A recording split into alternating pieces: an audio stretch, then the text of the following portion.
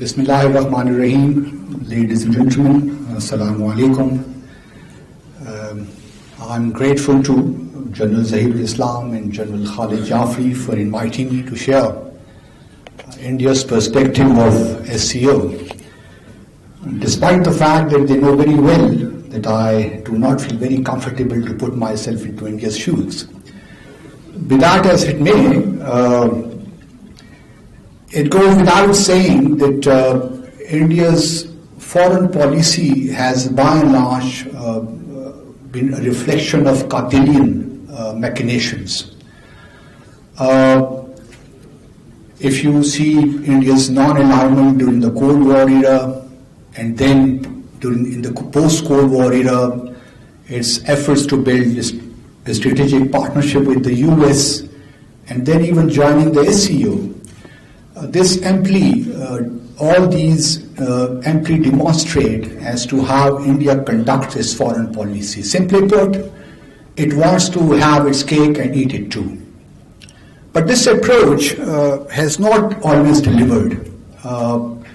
As recently as we have seen that how it's bid to become a permanent member of the United Nations Security Council and then to get membership of the Nuclear Suppliers Group have not really yielded much or positive results for India. But in any case, India continues to pursue its foreign policy in different directions and very smartly manages to get closer to its objectives.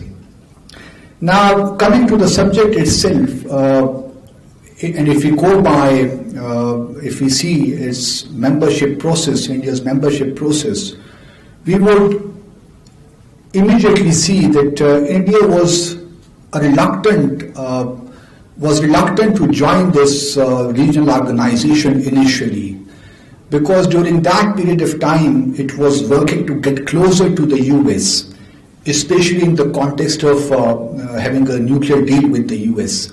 So till 2005, it did not even apply it became an observer in 2005.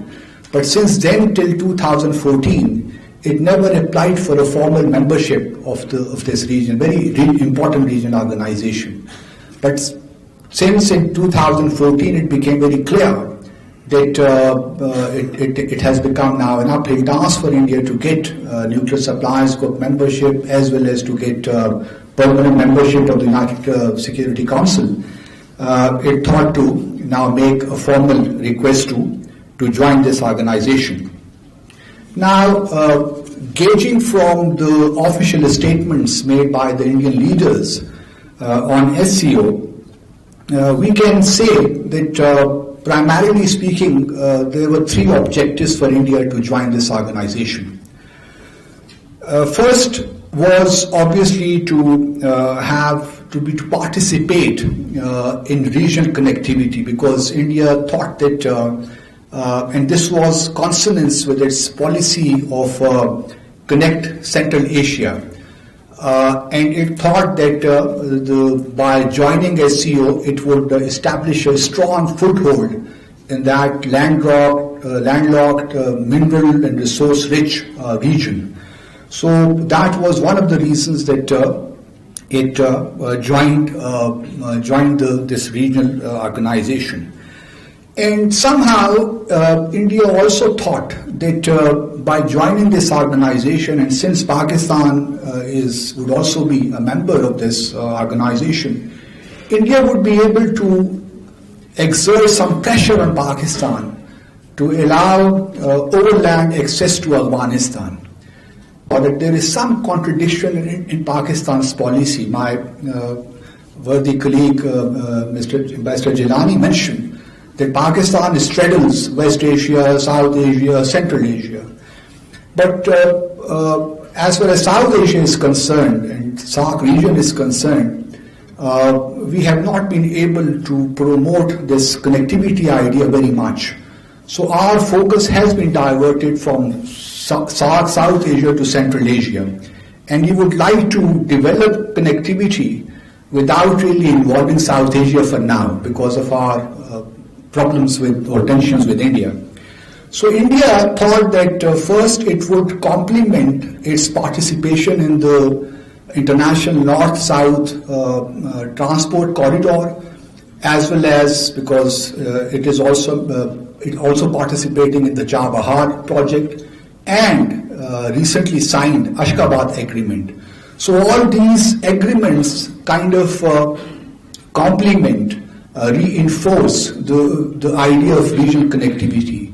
So that was one of the basic primary reasons to join this regional organization. Also promoting and protecting its long-term interests, and then also putting some pressure on Pakistan. And this continues to be the case. And you will see as to how, at present, we all know that India is not on board the BRI. It is also opposing CPAC for a variety of reasons. So it is also kind of trying to put pressure on China to influence Pakistan to be open to this connectivity idea, because this connectivity idea is integral to SCO activities, and without connectivity, SCO will continue to be a mere paper organization if it does not really move towards improving connectivity, trade, regional investment, and so on and so forth. So we will see some interesting developments as to how China in the end places itself, and how much influence or pressure China is willing to exert on Pakistan in the years to come, because China is indeed very keen to have India on board the BRI project. So it will be a kind of challenge for our diplomacy in the months and years ahead as to how to deflect China, and if at all it becomes a kind of imperative for Pakistan to give overland access to India, we will see as to how Pakistan uses this organization to push India towards resolving our bilateral disputes and issues, from Jammu and Kashmir to Siachen and Sar Creek, which were mentioned by Ambassador Jilani. So this is kind of assuming immense importance, this organization. And this also, we know that India has been using kind of coercive diplomacy towards Pakistan, since it has failed within the framework of SAARC. So its focus has now shifted towards the SCO in order to extract as much possible from Pakistan. The second objective, as I look at it, is obviously terrorism, because if you all know that terrorism, fighting terrorism, extremism, and separatism are the three major pillars of SCO's activities, and it is in that context that we have this regional anti-terrorist structure based in Tashkent. So it is again a very smart move on the part of India, because it believes that, and it is projecting, as we all know, especially since 9/11, as one of the major victims of quote-unquote cross-border terrorism. And it perfectly fits, with Indian strategy to portray the legitimate struggle of Jammu and Kashmir as terror. And since 9/11 in particular, it has been projecting. It's an irony. Sitting in Islamabad, one feels really perturbed that there was time when Pakistan used to very vociferously pursue actions or condemnation of state terrorism. Now the table has been turned the other way around, and that indeed warrants introspection in Islamabad as to how we can bring back, because India perpetrates state terrorism in occupied Kashmir, Jammu and Kashmir, yet we do not hear much about its atrocities in that occupied land. So this is also one of the reasons as to, because India perhaps believes that while remaining in the SCO, it can exert pressure on Pakistan not to support the Jammu and Kashmir struggle, also take effective measures on cross-border infiltration or cross-LOC infiltration, so on and so forth. So SCO comes in very handy in that context. So we will have to see as to how Pakistan places itself whenever we meet in these organizations. Third, I think, is energy. Like Pakistan, India is also energy deficient, and it is trying to, because it is growing at the rate of 6 to 5.5%, and its energy requirements are increasing by the day. And since Central Asia provides, the potential is huge for example, TAPI, CASA 1000, all these projects are seen in India as areas where India would be dependent in the long term on Central Asia for its energy requirements. And this is one of the areas where India would be focusing within the framework of SCO. Then obviously, besides these three major objectives, I think India has already, as we all know, invested over $2 billion in Afghanistan. And that is also one area where it wants to have its say in the final settlement or whatever is the final dispensation in Afghanistan. And since SCO has a contact group with Afghanistan as well, so India would like to see itself relevant and to play a role and to protect its interests. And we all know that how India is trying to destabilize Pakistan through Afghanistan, especially Balochistan and Fatah region, and also in Sindh as well. So India has this kind of desire that it should be seen as a relevant actor in Afghanistan. And frankly speaking, since it is engaged in the economic development also inside Afghanistan, so it can claim some mistakes in its final resolution.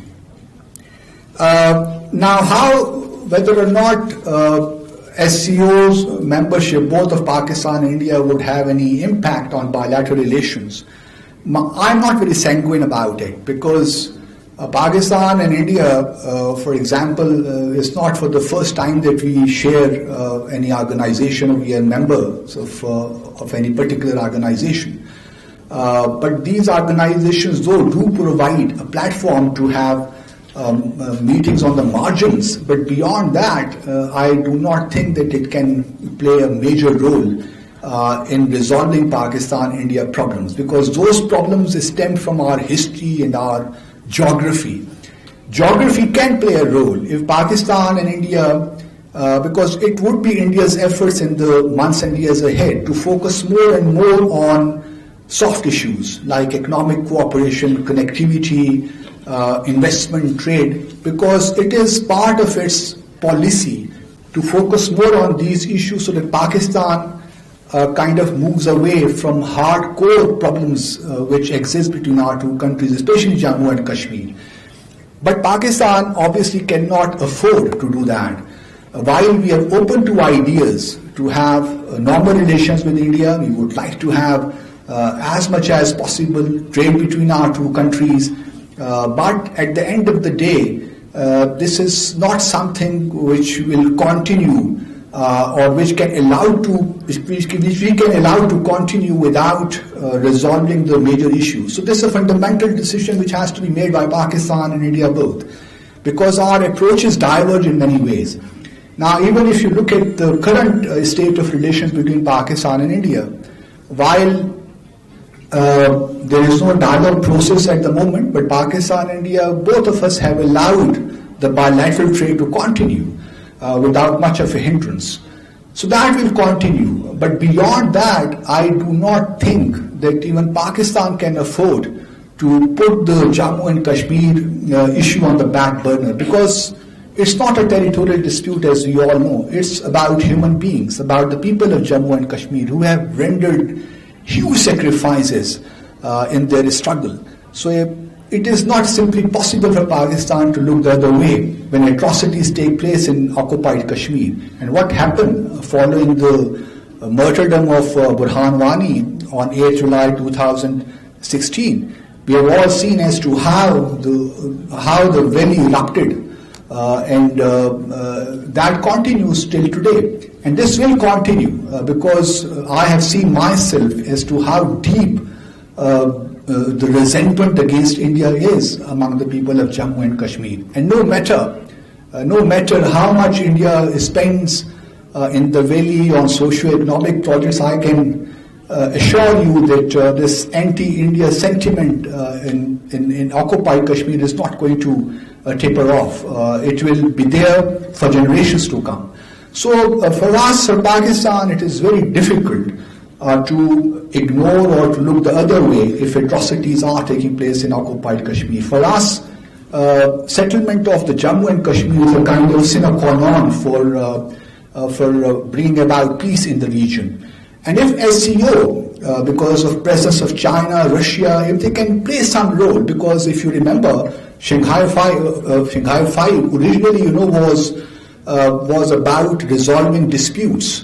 And if SCO, especially countries like China and Russia, can nudge Pakistan and India towards resolving dispute, I think it would be a kind of a bonus for Pakistan. But I do not see that happening, because India has taken a fundamental decision that cross-border terrorism. Beyond that, this particular dispensation in New Delhi is not really inclined to discuss these issues, because it is again influenced by Hindutva.